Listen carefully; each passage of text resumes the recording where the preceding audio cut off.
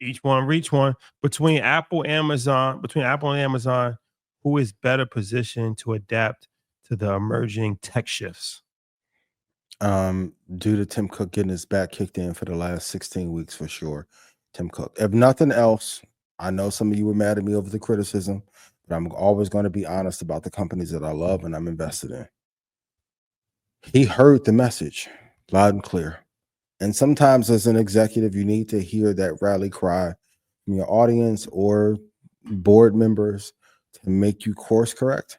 While I like Amazon, the net margin issue has always been a concern of mine, even though I love the company dearly. Um, Apple is going to do a better job, I think. Over now, are they better than Nvidia and Microsoft? No, no. But versus Amazon, I think Apple is going to do a lot better. You think Apple will do a lot better in Um, facing the challenges over the next 4 or 5 years. I am going to disagree with you. Okay. I don't usually do that, but I'm just a strong Amazon believer. Me too. And based on a couple of things, them number one leading cloud service, their commitment to capex spend inside of AI, the technology that they have, the database that they have, and the innovation that they potentially will have. I still like them a little bit over Apple. Apple, again, it's like being a dead horse at this point. The commitment, yes, the 100 million or 100 billion where is it to build factories to build more iPhones, or are we building a new product inside of these factories? It's to Are we build their building survival. are we building data centers that are going to power it? Like, what is the thing, right? Perplexity has been on the table and Have it's not moved been, fast enough. and they didn't, not even that they didn't even move fast enough. They allowed another company in the device space, Samsung, to be specific, to come in and say they're nearly about to sign the deal. Like the new versions of Google phones, not Google phones, of the Samsung phones are going to have Perplexity already installed. The app is going to be installed. It's going to be working with Bixby, and it's going to be implemented in their phones. Whereas Apple's still trying to think, hey, can we use that with Siri? Which would be a great catalyst for one of two things. And we're going to InvestFest, so I'm going to be very measured and loving and kind. Okay. Either Tim Cook is going to reimagine his role as CEO and move to chairman, or he's going to find something to replace the perplexity, fumble, and kerfuffle, and he's going to find something from Paul Graham to invest in. You remember the treasure chest we used to talk about with Apple? For sure. It used to sit at 140 billion. Mm-hmm. The number is now at 107. You're going to have to spend another couple. But still, so the question is, you're making a commitment into AI. Mm-hmm. When are we going to see it? After we reimagine his position at Apple. You just gonna stay. I want to be very. Listen. I was the first one. Stay right there. Publicly to state, I think it's time to reinvest into. And I'm not saying that he's not one of the greatest executives of all time. Yes. This is too okay. The missing of the AI train, when I calculated it, probably currently is a $50 billion mistake for Apple. If this runs for another 4 or 5 years, it would be probably a $750 billion mistake. You could have bought any of them. Yeah. Licensed. And this, I think it's a great lesson as an executive.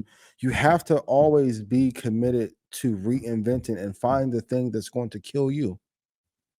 Microsoft was dead for 10 years. Ballmer went off and ran off with the Clippers, and Black Lives didn't matter at a certain point. They just focus on reimagining what enterprise software looks like. And they've done an amazing, and as a result, great job. NVIDIA invested into CoreWeave. Microsoft invested into OpenAI. So when you're seeing the capital being deployed into the Mhm. future just for the safety of your own career, having a treasure chest, how do you not buy? What do you tell? We have the money. We got 107 billion here, but you just didn't wire the and make the deal memo to say, "Yo, I'll give you 34 today." But Of here's the course, you're part. going to pay a premium, but why haven't you done it? Here's the part why I brought up the operating cash flow, right? Because that is a drastic difference, right? It's like almost $40 billion difference, right? Mhm. Microsoft once was at 106 billion. Their operating cash flow is now at 136, meaning For that sure. they're still generating revenue at a Mhm. high level, High level. point where the operating cash flow is increasing. Apple, once which that sat in that spot, is It's not contracting. generating this. You see what I'm saying? And that's And you're not developing to make this brick better.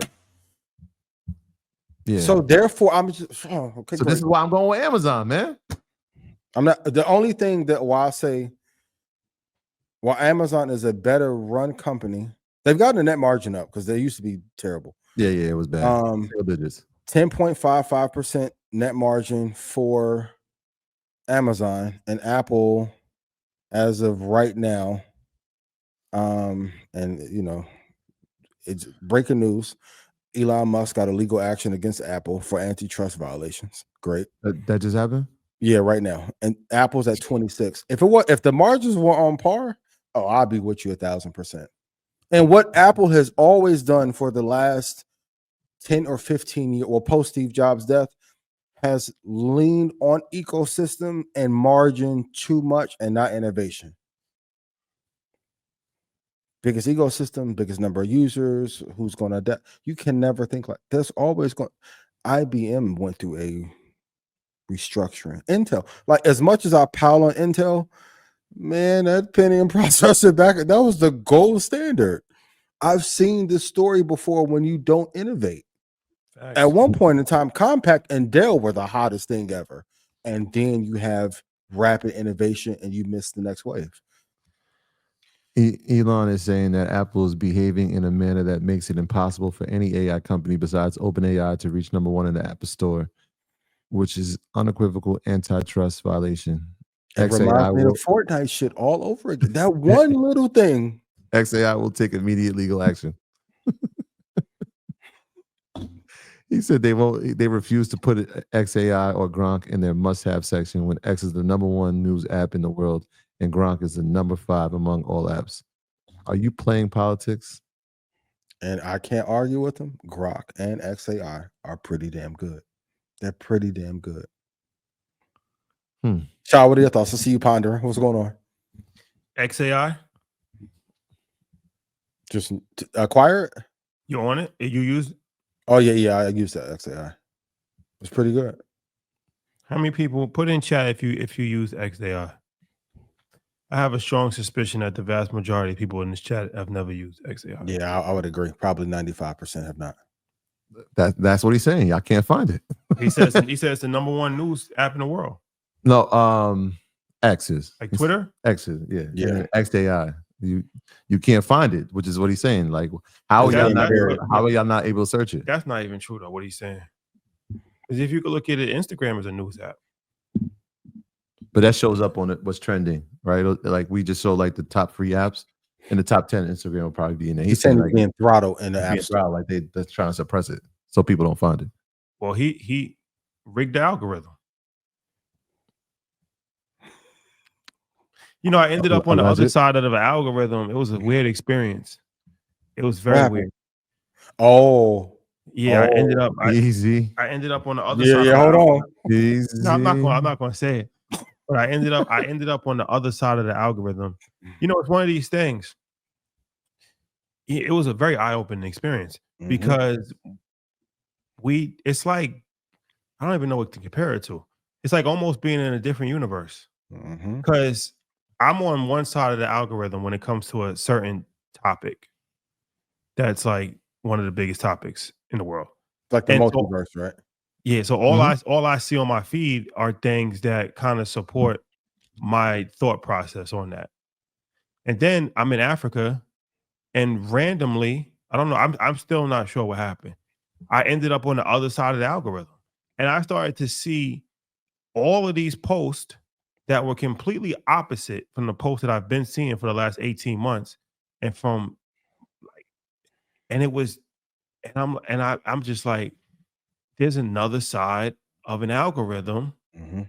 It's kind of crazy to be completely honest with Yeah. you about it. Because it was like, I mean, I kind of know it's, but it's not, but it's compelling stories.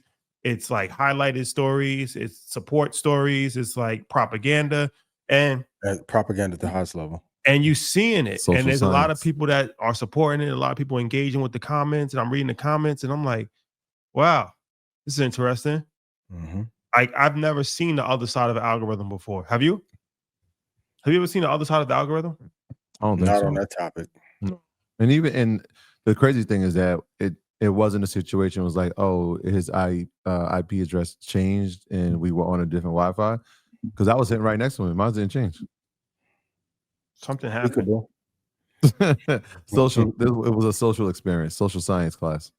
Something happened. But then what I did was I put on Instagram, don't show me these type of posts anymore, and then my algorithm went back to my old algorithm. Oh, you can hit that not for 30 days. It says that. Well, it just was like, I would not like to see posts like this. Oh, okay. So I hit that, and then my algorithm switched back to the old algorithm. But I'm like, for the first time in my life, I saw the other side of the algorithm. That's kind of crazy. Mhm. And you made it back. I made it back. I made You made it it back, man. I made it back. Quite impressive. Quite Sure. impressive. For sure. Okay. Hypothetically, what would Troy want to see in a potential mentee? How do you offer value to those who already have a lot? What would I like to see? You know what? I'm mentoring two young men in our town, like I said earlier. I like to see kids who are hungry, who have initiative, who want to learn. The teacher in me likes a student that wants to learn. Yeah. I've been around a lot of people, even now, like there's people who are very close to our situation who don't have the appetite to learn. Right. Like I had a conversation with a former coworker of mine. He was like, even though you came to my house and you sat down with me, you explained this to me a few years ago, and it was great and I appreciate it, I still didn't do it. It took me about a year and a half of watching Yellow Market Mondays to do it, and I got involved in investing, and now I'm super thankful for it. So Yeah. I like somebody that has the willingness and is eager to learn, that wants to change. Not just their financial wherewithal, but their mental, right? How you, like I said, when you start researching, you start learning, you start seeing things so different. So did the world differently. Yeah, so I'm always looking for that. That's what I'm doing. And the fact that these young men they graduated from our high school, it made it even more special, because I'm like, at 18, like this kid talking about he's maxing out his Roth IRA. I'm like, wait, what? That's so dope. What are you talking? Like, I text Shy, I'm like, yo, look at this. This is crazy. Like, they live in our neighborhood. I'm like, nah, we got to make sure they're out of here. So yeah, eagerness to learn. It's probably the number one thing.